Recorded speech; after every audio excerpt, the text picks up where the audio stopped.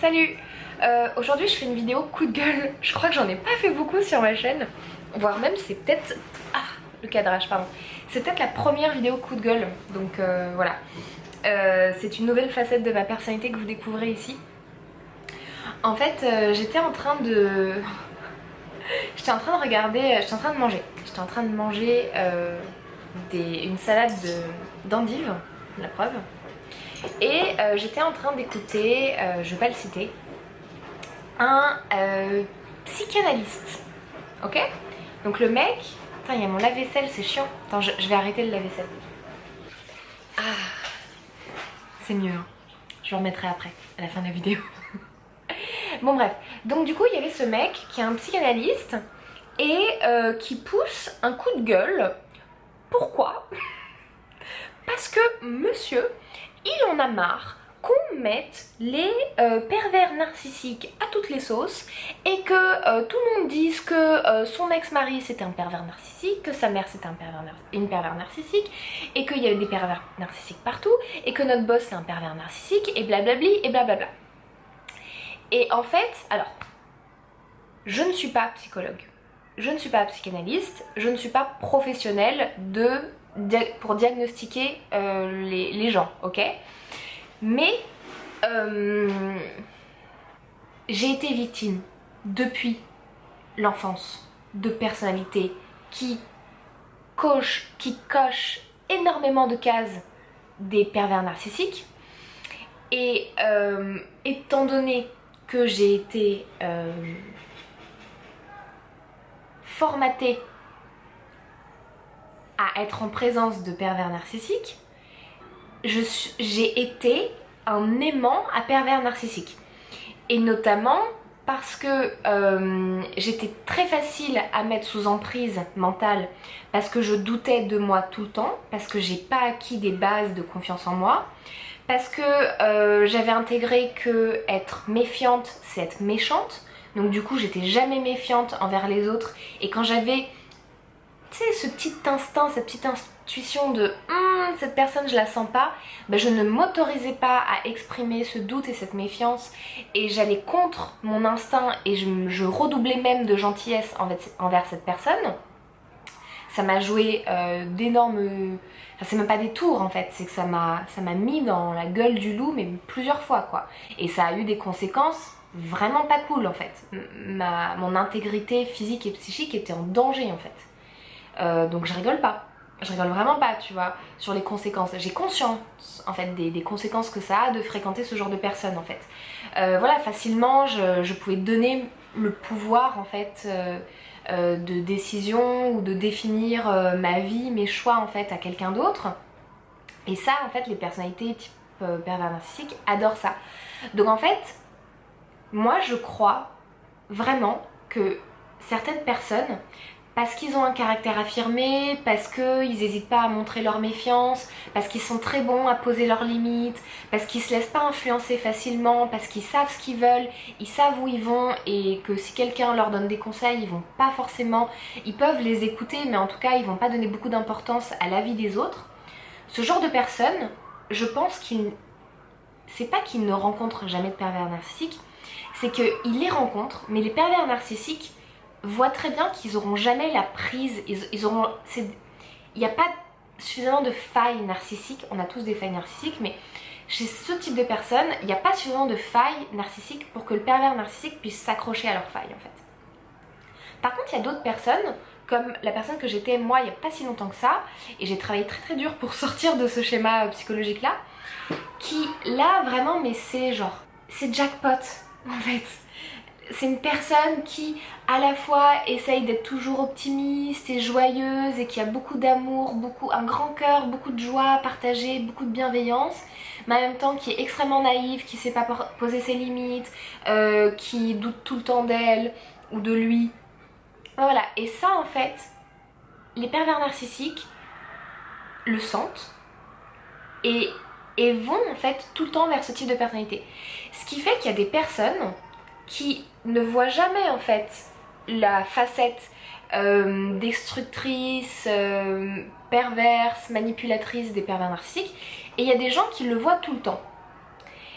Et en fait, je comprends, vraiment je comprends, qu'il y ait des personnes qui se disent non mais ça n'existe pas vraiment, genre moi je les ai jamais vus.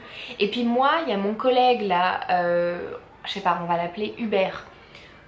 Il y a des gens, il y a des femmes là dans mon entreprise qui disent que Hubert c'est un harceleur, c'est un abuseur et qu'il est pervers narcissique.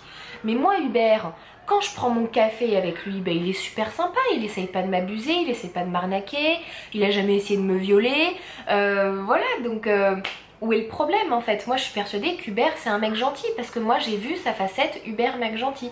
Sauf qu'en fait Hubert il a aussi une facette pervers narcissique qu'il va montrer avec précaution que envers des personnes où il sent qu'il peut avoir une emprise mentale avec ces personnes-là, je sais pas si ma phrase était très française, et il va pas essayer de manipuler quelqu'un qui, clairement, est pas facilement manipulable en fait, tu vois. Donc je comprends vraiment qu'il y ait des personnes qui pensent que les pervers narcissiques ça n'existe pas parce que eux ils en ont jamais vu. Et si vous faites partie de cette catégorie, eh ben tant mieux pour vous. C'est super, genre vraiment, je suis contente pour vous parce que les pervers narcissiques c'est vraiment une plaie quoi. Mais moi j'ai été de l'autre côté.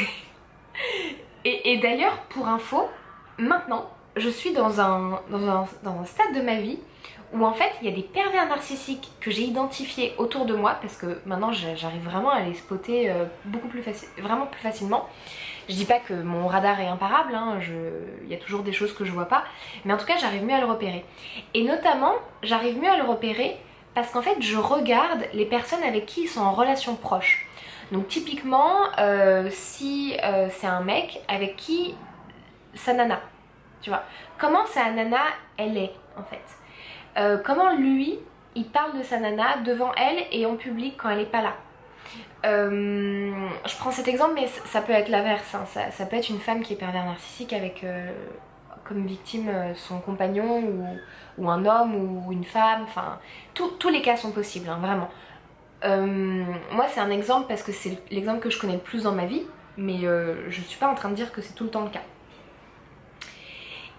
Et en fait je vois bien que ces pervers narcissiques là, maintenant ils osent plus vraiment en fait m'approcher parce que je dégage une plus grande confiance en moi, parce que j'ai une plus grande capacité à poser mes limites et à dire non et à pas laisser passer en fait leur petite magouille en fait, tu vois. Et donc du coup ils sentent qu'avec moi ils vont pas être, je vais pas être partenaire de leur crime en fait, tu vois. Je vais pas les soutenir en fait, je vais m'opposer à eux. Donc ils ont pas intérêt en fait à me montrer en fait certaines facettes de leur personnalité parce que moi je vais les dénoncer, parce que je vais pas les laisser passer en fait, et que je vais les recadrer, je vais les remettre à leur place.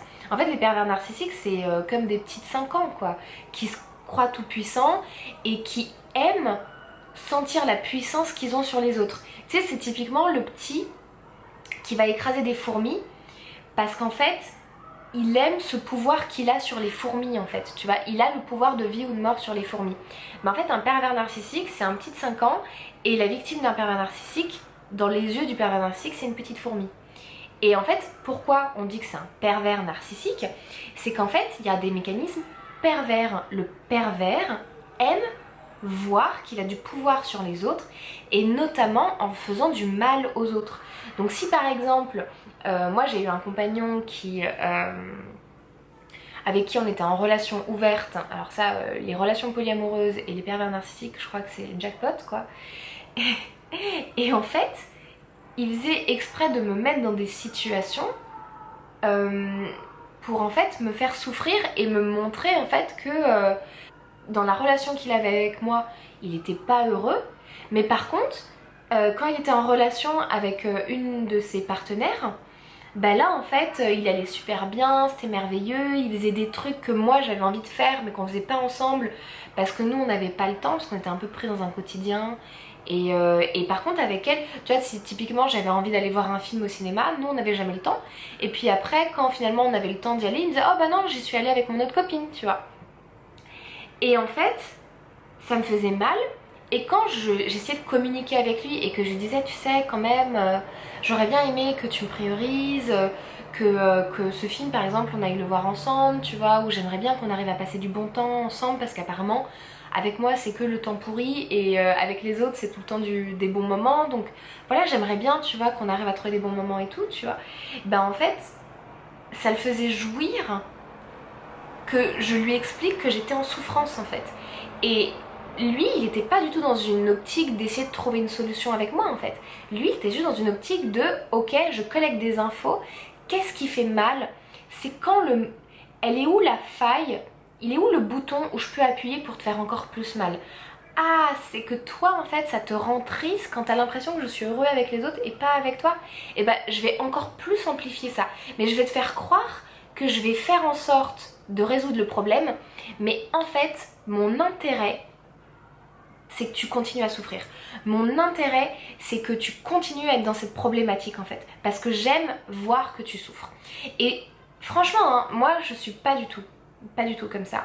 Et d'admettre qu'il y a des gens qui peuvent éprouver du plaisir à voir d'autres personnes souffrir, moi ça m'a pris énormément d'années et énormément de claques dans la gueule et de trahison et d'humiliation en fait par des personnes qui justement je peux leur donner maintenant l'étiquette de pervers narcissique avant que j'arrive à admettre que non, cette personne, ce pervers narcissique n'était pas maladroit et me faisait du mal en fait sciemment parce que ça lui faisait du bien de sentir qu'il me faisait du mal en fait.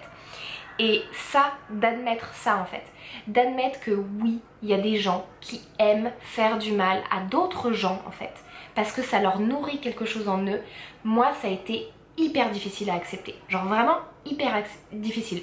Pendant des années, j'ai été victime des pervers narcissiques, mais je continuais à leur trouver des excuses parce que je ne pouvais pas intégrer que des humains prennent du plaisir à faire du mal à d'autres humains. Je ne pouvais pas. J'étais obligée de leur trouver des excuses en fait. Et ça, je pense que c'est un mécanisme qui est présent chez beaucoup de personnes, et notamment des personnes hyper bienveillantes qui n'ont pas la perversion en eux justement en fait. Et en fait, c'est hyper difficile de voir chez quelqu'un d'autre quelque chose qu'on n'a pas en fait. Parce qu'on fait constamment des projections et on n'est pas du tout, on est humain, on n'est pas objectif en fait. On est toujours dans une vision subjective des autres et en fait ce qu'on voit chez les autres c'est ce qu'on projette de nous. Et vu que moi j'ai pas du tout ce plaisir malsain à faire souffrir les gens, pervers, ce plaisir pervers à faire du mal aux gens, en fait j'arrivais pas en fait, je me disais non, s'il me fait du mal c'est parce qu'il fait pas exprès, c'est parce qu'il a pas compris, c'est parce que je lui ai pas bien expliqué, c'est parce que parce qu'il était trop mal, parce qu'il était trop dans la survie, parce qu'il était trop triste pour penser à moi, ou parce que... Voilà, tout plein d'excuses en fait. Et tout ça pour en venir au fait que tout à l'heure... Ah oui, non, je fais juste une dernière petite... je pose une dernière idée. En fait, quand on est victime d'un pervers narcissique et qu'on est en emprise, c'est hyper dur d'admettre que la perversion narcissique existe. C'est hyper dur d'accepter que quelqu'un qu'on aime, qui est peut-être notre meilleur ami, qui est peut-être notre mère, notre père, notre frère, notre enfant, qui est peut-être notre compagnon de vie, à qui on se confie, à qui on dit tout, à qui on fait confiance, à qui on donne tout, mais en fait c'est hyper dur d'admettre qu'en fait cette personne nous veut du mal, qu'en fait cette personne elle est en train de jouer avec nous, que cette personne elle aime sentir qu'elle a de l'emprise sur nous en fait. C'est hyper difficile, c'est vraiment hyper difficile. Et c'est marrant parce que ce matin j'ai tourné une vidéo sur le déni et en fait ça fait partie des mécanismes qui sont très présents chez les victimes de pervers narcissiques, c'est en fait t'es dans le déni. Tu n'acceptes pas en fait que la perversion narcissique existe et encore moins que si tu peux l'accepter, tu vas pas l'accepter chez toi en fait. Tu vas pas te dire que la personne qui est en fait un pervers narcissique, donc avec qui tu es en lien, donc mère, père, compagnon, compagnonne, frère, ami, blabla, tout, ça peut être toutes les personnes en fait qui t'entourent. C'est énorme, c'est vrai, ça peut être vraiment difficile en fait d'admettre que cette personne elle te veut du mal et en fait elle a un profil pervers narcissique. Et je pense que ça fait vraiment, vraiment du bien que la parole se soit libérée, que des personnes commencent à dire bah si voilà, je pense que c'est Marie-France Irigoyen qui a commencé à parler de ça en France. Et ça fait pas très longtemps quoi. Je sais plus de quand ça date. Bon écoute, j'arrive plus à trouver parce que je galère parce que j'arrive pas à trouver les livres français en fait. Ça me propose que les éditions à l'étranger parce que mon Google comment on dit, il est établi au Danemark en fait, donc du coup j'ai les infos du Danemark mais j'ai pas les infos de France. Mais il me semble que Marie-France Irigoyen avec le harcèlement moral au travail, c'est fin des années 90 quoi. Donc bah c'est il y a moins de 30 ans en fait, donc ça fait pas longtemps quoi. Et il était temps parce que bah, je pense que des pervers narcissiques, il y en a eu tout le temps.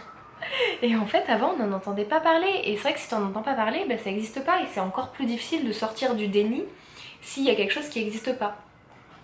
Et en fait ce que je veux te dire c'est que c'est hyper difficile quand t'es victime de pervers narcissiques, déjà d'admettre que t'es victime, et ensuite d'admettre que la personne en face est pervers narcissique, et donc du coup de pouvoir mettre en place les solutions pour sortir de l'emprise en fait.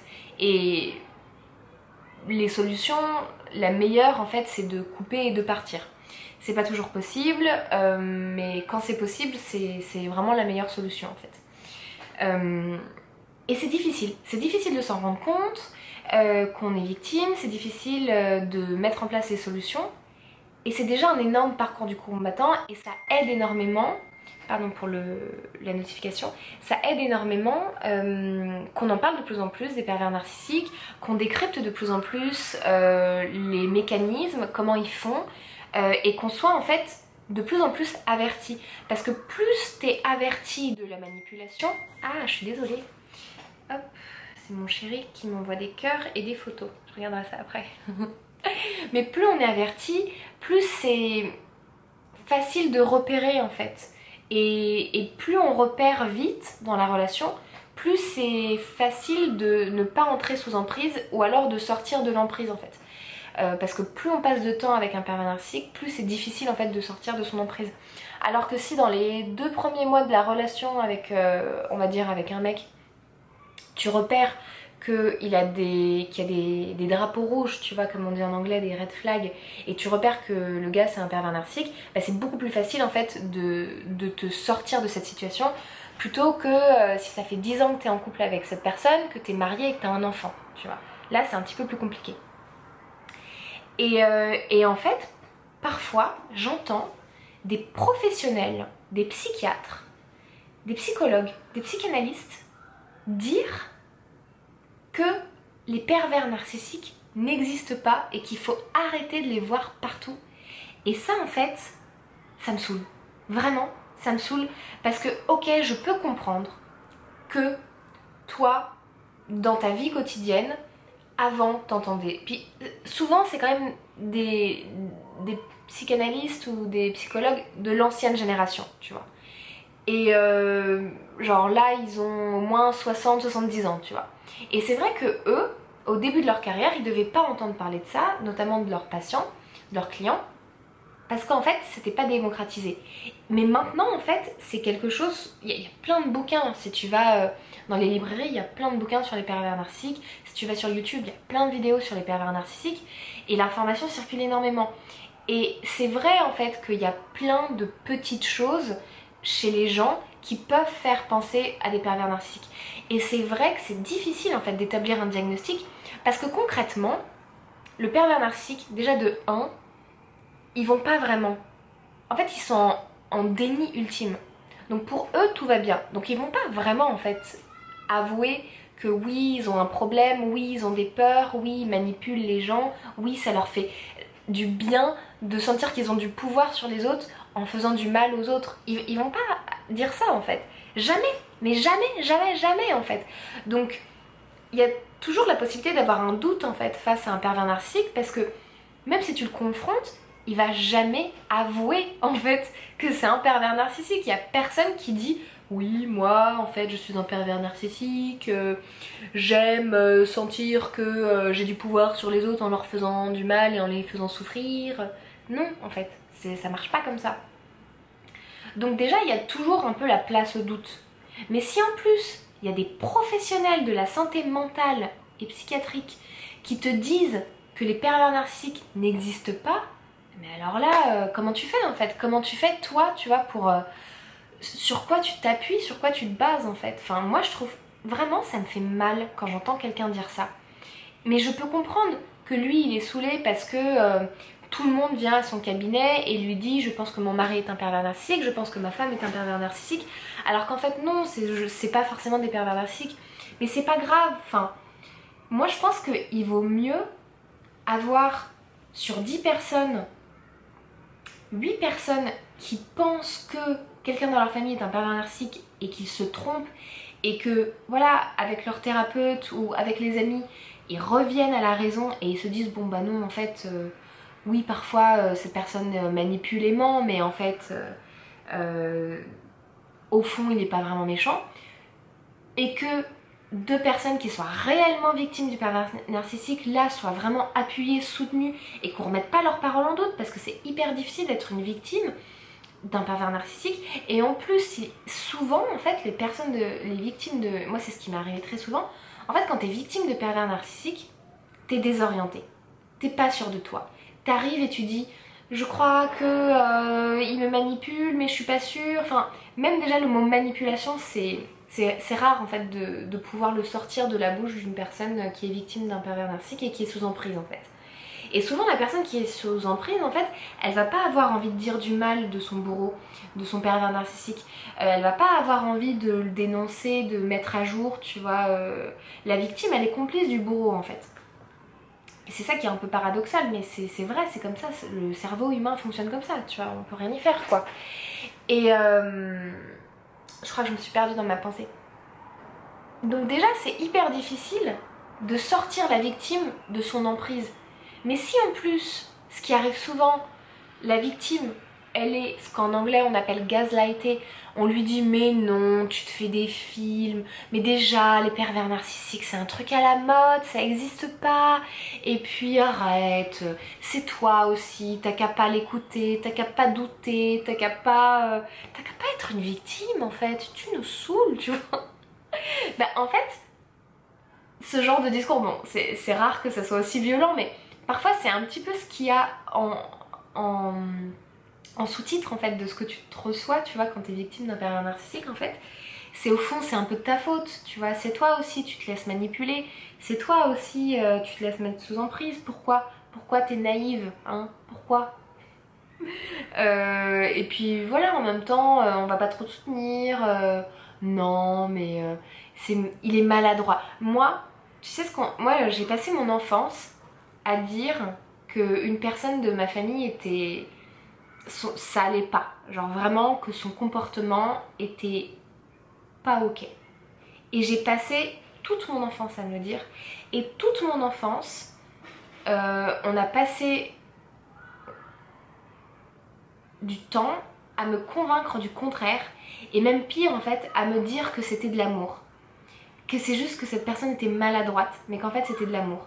Et pourquoi? C'est parce qu'en fait cette personne avait une double face, et que face aux autres personnes, elle me complimentait énormément et elle disait énormément de bien de moi, mais quand on n'était que toutes les deux, elle passait son temps à m'humilier, à me rabaisser, à me regarder avec dégoût, à me dire que j'étais une sale gosse, que j'étais ceci et ça, avec une mine comme ça, mais dégoûtée, avec de la rage, à me postillonner dessus, à me cracher dessus en fait.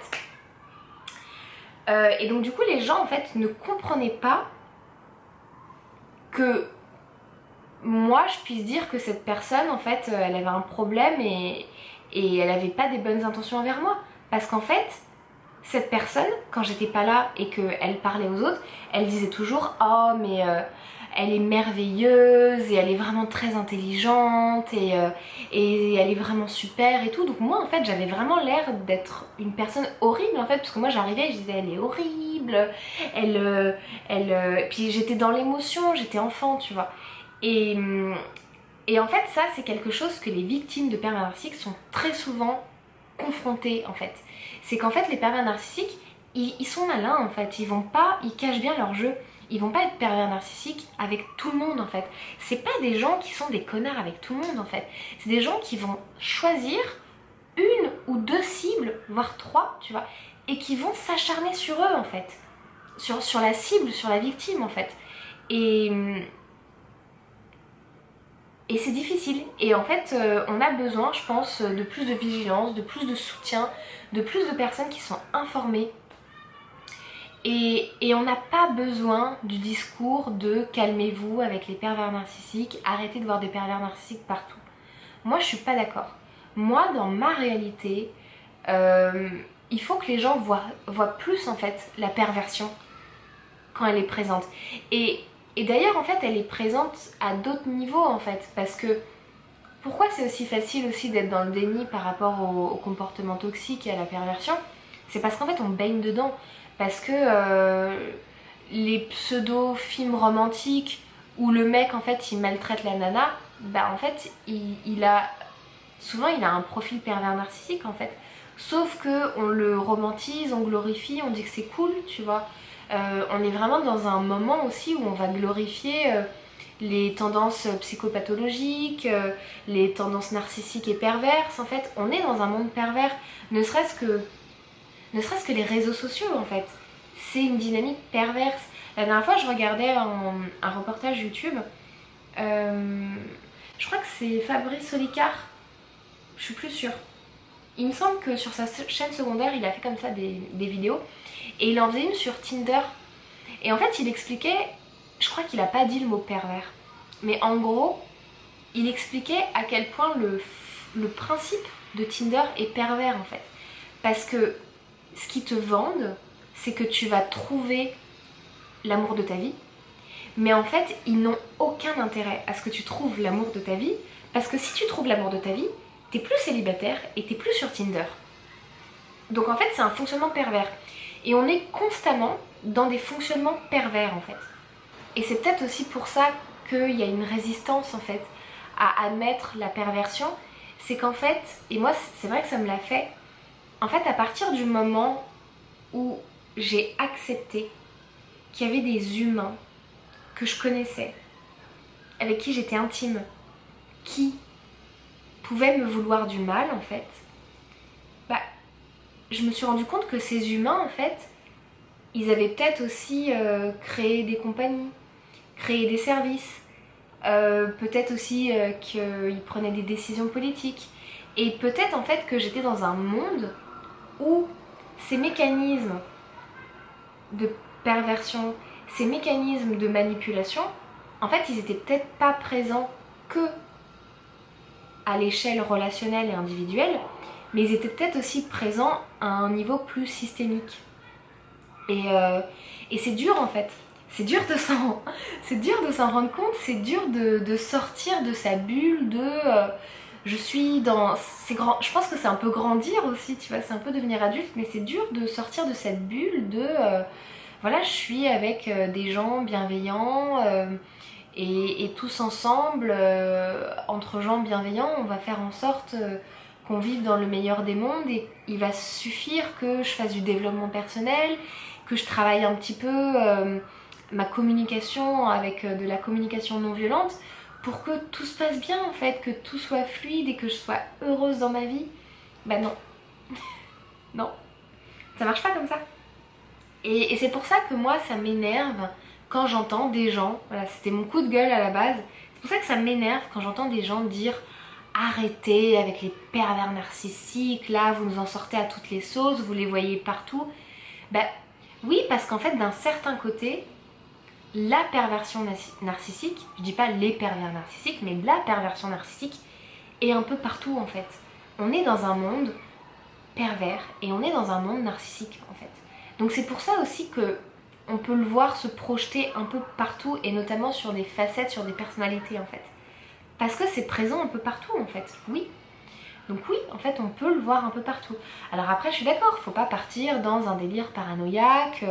Et voilà, c'est important d'avoir des personnes qui nous aident à y voir clair. Et je pense que pour ça, une bonne psychothérapie, ça peut aider. Mais en tout cas, voilà, moi je trouve que c'est un peu dangereux. Surtout de la part de professionnels, thérapeutes et accompagnants, de dire arrêtez avec les pervers narcissiques. Non, je pense qu'il ne faut pas arrêter, au contraire, je pense qu'il faut en parler encore plus. Je pense qu'il faut encore plus qu'on dissèque, qu'on comprenne en fait les mécanismes de manipulation, de perversion, et qu'on les observe à la lumière de notre conscience en fait. Ouais, je pense que c'est tout ce que j'avais envie de dire à ce sujet. Si tu n'es pas d'accord, n'hésite pas à me dire pourquoi t'es pas d'accord. Moi, ça me fera très plaisir d'entendre les contre-arguments parce que c'est vrai que moi, je suis pas du tout objective en fait parce qu'il y a encore pas très longtemps, j'étais en relation avec des personnes pervers narcissiques. Donc forcément, c'est quelque chose qui m'énerve en fait à entendre. Mais voilà, si toi t'es pas d'accord et si tu penses qu'on en parle trop, n'hésite pas à me dire pourquoi. Franchement, ça m'intéresse de comprendre ton point de vue. Et voilà, j'espère que cette vidéo pourra être utile. Mais en tout cas, moi, ça m'a fait du bien de parler de ce sujet-là.